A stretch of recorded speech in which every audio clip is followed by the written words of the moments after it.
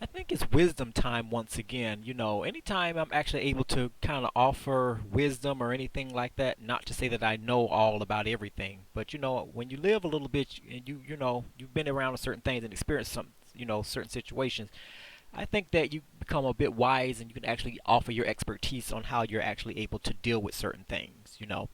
And like I say, anytime I'm actually able to offer my insight on something, I would be more than happy to do that because it's all about us growing as individuals, and just growing as people, to become more mature so we would be able to offer and pass on that nugget of wisdom to someone else, who may be going through what you may have just came out of or something that you may have been familiar with, to help them go through the same thing.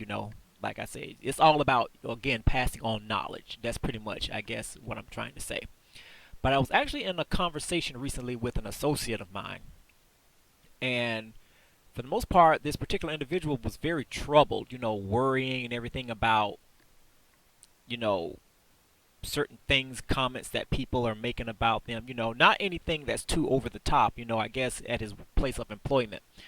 People are talking about him, and he thinks that it's, out of jealousy because he's doing a great job at work and everybody else seems to be, I don't know, not getting the accolades that he's getting or anything like that. He's not the type of person I think that is a very boastful person. He's kind of very shy or what have you, but he was like, it bothers me, that other people, anytime I, want to sit down and be social with people at work, they always look at me as a threat or as somebody, that is not worthy, to talk to, just pretty much just normal everyday type of things. I mean, like I said, it may not be a big deal to some, but to other people, you would be surprised at what troubles people. Some of the things that we may look at as, oh, that's childish, get over it, you'll be all right, grow a thick skin. It's not as easy as it is with you as it would be with other people. That's why, like I say, I don't like to judge people. Like I say, I like to kind of take the situation, look at it in its entirety, and really, see what's going on so I can see what type of assistance, if at all, I could offer. Like I say, I never actually butt in and give, my take on situations because, like I say, that could actually be a form of being rude and disrespectful. Like I say, so if someone comes to me, wanting my advice on something, like I say, I would be more than willing to give it to them, and hope that, they would actually take it and that it would work for them so they can actually pass that information on to someone else. But he says that it doesn't bother him, and that he's able to get on with his day and stuff like that. But what I tend to look at is that I don't really too much pay attention to what people say. And like I say, and I'm actually glad that I'm able to do that. Many people still have, I guess, are not able to do that because basically your words, if your words are not aligning with your actions, then that pretty much lets me know that you're confused. And I think that, a lot of people in this day and time are confused about things. And, as he was talking to me, he was like, well, it doesn't really matter to me what other people think about me. I'm going to still do me. I'm going to do the best work that I can. And I'm like, well, I'm glad that you actually are able to, tell, and actually get that, and speak to yourself and get that embedded in your spirit that, you won't allow others' opinions of you to affect you and that you keep doing the best that you can. But at the end of the conversation, I can still see that he's actually troubled by, I guess, whatever comments that's being made towards him, and for the most part, in a sense, it's wearing him down. So for the most part, I actually was inspired to kind of do this video. Like I said, anywhere that I can actually offer assistance and actually be of help to someone, like I say, I would love to be in, to be able to do that. I'm not patting myself on the back, but the thing about it is that I know in most cases, I don't really think like other people do when I'm actually wanting to get in that realm to really help someone, especially when it's all about thinking and applying wisdom, because that's something that a lot of people just don't want in this day and time. But what I actually learned in the course of living, and like I say again, as I always say in these videos, when I do these videos, wisdom videos, I call them, I'm not an old person, I'm not that young either, but like I say, I've been through a couple of things in life to kind of, offer some real world wisdom, if you will. But when I'm actually encountering things like this, and I think about things, and I always like to put myself inside the person's shoes who's talking to me. How would I actually handle something like this? And one of the main things that I actually learned in the course of living is that you should never allow anyone to take up space or take up residence in your brain. And I know, like I said, that may seem like an odd thing to say, but trust me, it's a real thing to say. When the first thing about it is that let's look at this fact about it. When you worry about something, that means that you care. And the thing about it is that, as the fellow was talking to me, and he was saying, I don't care about this, I don't care about that. It's like, okay, well, if it's not really a problem or you don't care, then why is it that you're talking to me about it? Why is it such a problem that you have to come to me and ask for my advice on something? I mean, there's nothing wrong with that, but it's just the fact that if you've actually able to overcome something where it doesn't bother you, or you're actually able to let it roll off your back like water, then you wouldn't actually really need to seek advice from somebody to help you to try to see how to get over it. I'm learning every day, and like I say, and I'm still learning. I love learning. I think that that's one of our supreme beings or reasons for being on earth is to increase in knowledge. you know Anytime you worry about something, or whether it be comments, about people, how they think of you, that sort of thing, it's because you care about their opinion. You care about what they think. And like I say, and the reason why I say that is because, again, if you don't really care about what other people think of you, they can talk about you all they want you, you're going to still do you. You can walk by them and smile and keep it moving. It really wouldn't even bother you. I mean, you'll be able to actually just look at them, keep smiling, and maybe even say a kind word to them and keep it moving, because you already know deep within yourself, you've got the confidence to know that, hey, I'm going to do me regardless of what other people may say or what other people may think. That would be the human condition. That would be walking in your truth at that particular time. But when you constantly worry about somebody or something or whatever the case may be, even though you say you don't care, deep down, you have to be honest with yourself. You really do care. You care to the point where it's actually troubling your spirit. And like I say, I'm not saying that I know everything about everything, but the issue is that once something gets in your spirit and it begins to trouble you, that means that it's really gotten into your core. It's gotten into your personal space. It's starting to take up residence in your brain. So now you're sitting up there worrying about this thing on how you're going to actually deal with it.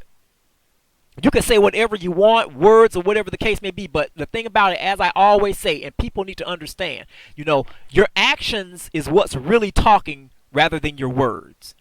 That's why when people talk to me and they say, "Oh, I love you" and stuff like this, okay, that's fine. We all, that is a word that is so loosely used these days too. It's like it doesn't really have any meaning.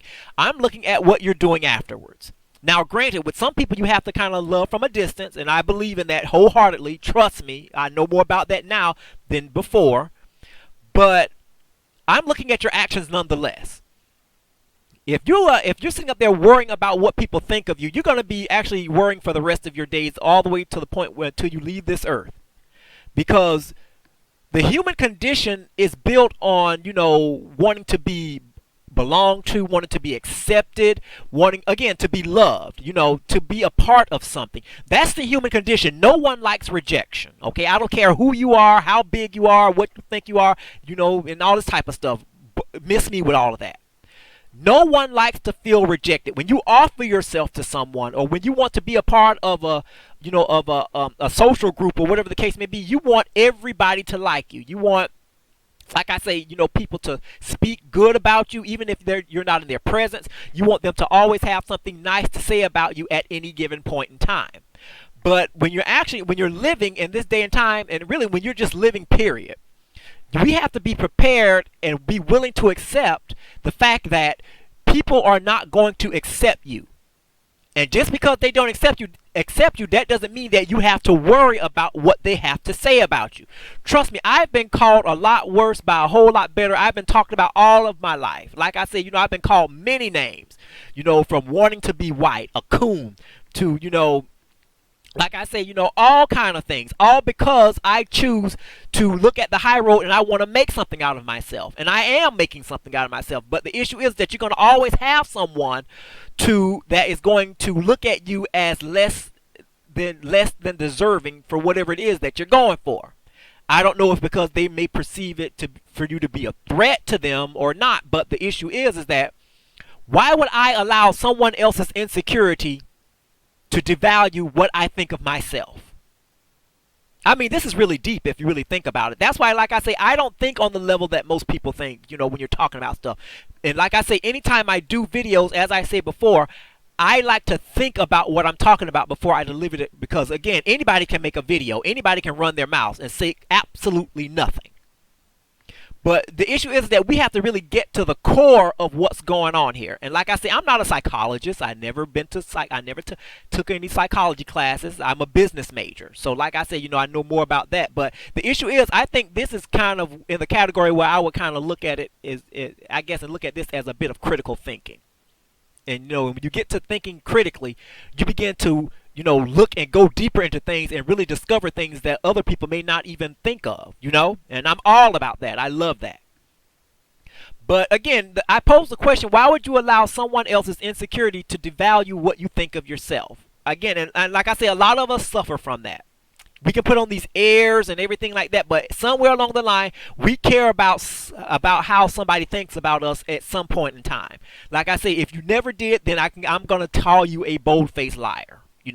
Like I say, because we're humans. Like I say, we have emotions. We again want to be loved. We want to be accepted. Anytime we offer ourselves to someone, we want them to be readily saying, okay, yeah, come on, I like your style, that sort of thing. And if someone was to do just the opposite, it's going to bother you. But like I said, when you're talking about situations like this, you have to be real. Because if you don't attack the source or get to the point or the core of what's going on, you're not really doing that person any type of service. You're not really doing them any type of self-reflection. And like I say, it's more about you looking deep within yourself rather than what other people are saying. Because again, people are going to talk all day long. You can be, like I say, the biggest devil. They're going to talk about you. You can be the nicest person, the sweetest person, the most humble person. They're still going to have something to say about you, because again, people like to belong to someone and they like to be heard, and they love, for someone to pay attention to them. I mean, that's just the way that it is. But like I say, worrying. And I know it's easier said than done depending on the situation, but in this particular case, worrying about what someone else has to say about you, despite the fact that you say that you don't care, again, I have to say that you do care. Otherwise, you wouldn't get upset by what they're saying. Again, I suffer from this in some cases still to this day about some things, because again, when you actually give yourself to somebody, when you actually, again, want to really, talk to someone, or, it doesn't matter who it is, family, friends, or whatever, and you have family that sometimes will reject you and say the same things about you that a stranger would. So like I say, it's really, it can cut very deep depending on who you're talking about, because again, if you don't really care about someone, it's not going to even matter what someone has to say about you. Okay, yeah, that's your opinion. Okay, are you done? Okay, yeah, okay, on to something else, But when you're after the type of person that actually values and value what other people say, and like I say, and you really take that on as a major fault with yourself based on what they had to say, you're allowing their words to penetrate your brain. You're allowing them free space, meaning that they don't even have to pay anything. You're giving them free residence to take up space, and the price that they're paying, or the price that you're paying, is the fact that they're just there in your brain.